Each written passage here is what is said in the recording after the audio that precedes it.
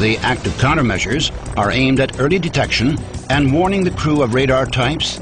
To protect the crew from being hit by enemy missiles, they include radar and laser warners and flare dispensers against heat-seeking missiles.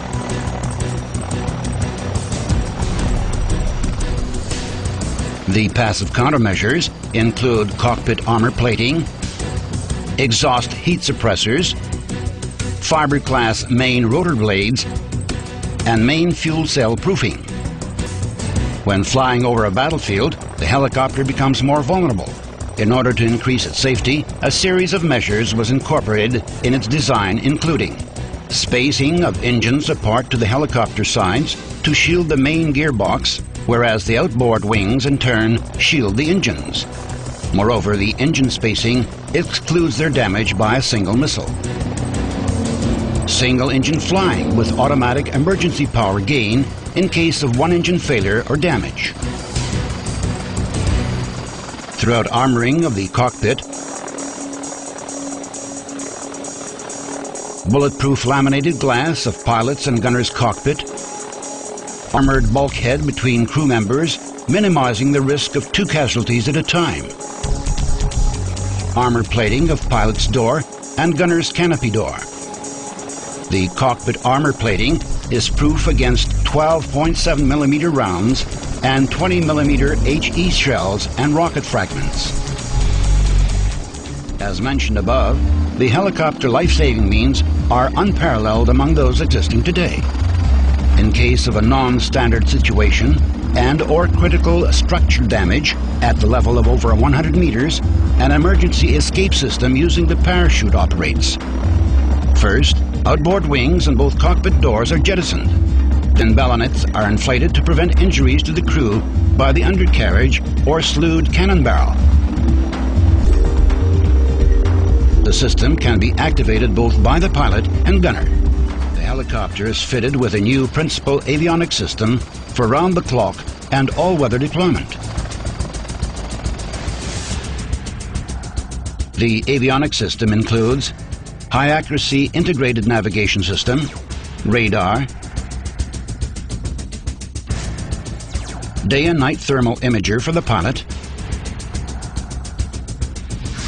day and night surveillance and targeting system for the gunner, 4 multi-mode liquid crystal displays, 2 for each cockpit, night vision goggles. Each crew member has a number of backup instruments for contingencies. The Mi-28N export variant has a high-tech inertial system to determine and indicate the helicopter attitude and provide signals for controls with any maneuver. The system also includes high-tech open architecture computers capable of expansion for more functions and any intellectual database or tailoring of incorporated functions to new specified environments. The high-accuracy mapping system with battlefield terrain digital data bank is installed in the rotorcraft. Using these data, the computing system can generate a 3-dimensional map of the area where the helicopter is located. The self-test systems are incorporated throughout that enable the pre-flight and post-flight checks and fault finding to be carried out without the use of special testing and measuring equipment. This also enables a self-sufficient helicopter operation far from airfields and base facilities.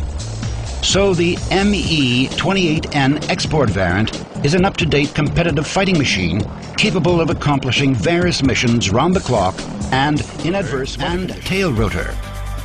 In terms of its technical data and performance, the helicopter is on par with similar class rotorcraft.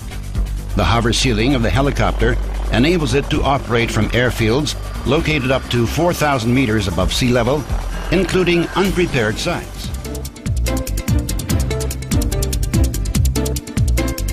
Guided missile weaponry consists of Ataka-class or Sturm-class supersonic anti-tank guided missiles and Igla air-to-air missiles.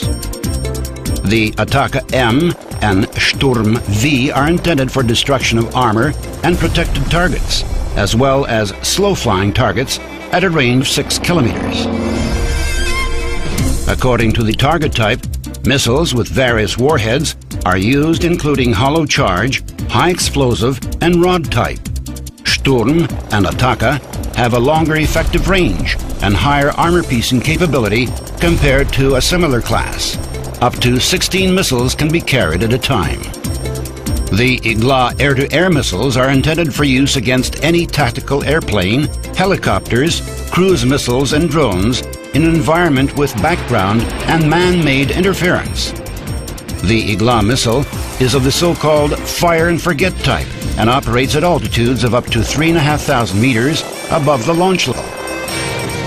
Unguided rocket weaponry consists of S-8 supersonic 80mm rockets loaded into B-8 V-20 rocket packs and S-13 122mm rockets in B-13 L-1 rocket packs. The S-8 and S-13 rockets are designed to be effective at a range of 4 kilometers against heavily armored and lightly armored targets, enemy personnel and shelters, and multiple targets. One helicopter can carry up to 4 B-8 V-20A packs of 20 rockets each, and up to 4 B-13 L-1 packs of 5 rockets each.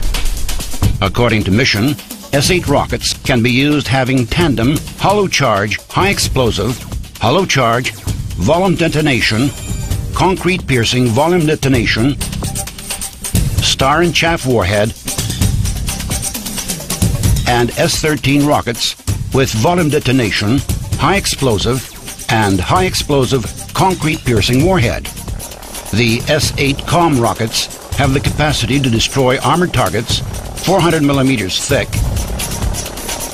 and S-13 rockets concrete shelters covered with a 2-meter earth layer.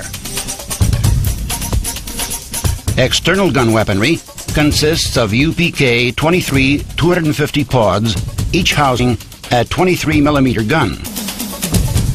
Gun pods are used against ground and air targets. The helicopter has a NPPU-28 turret with a 30mm 2A42 gun. The slewing range of the 2A42 is plus minus 110 degrees in azimuth and plus 13 degrees to minus 40 degrees in elevation.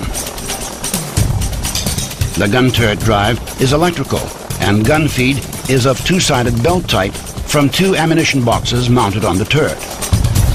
The turreted gun is intended to knock out lightly armored ground and surface targets, personnel and airborne targets ranging up to 4 kilometers.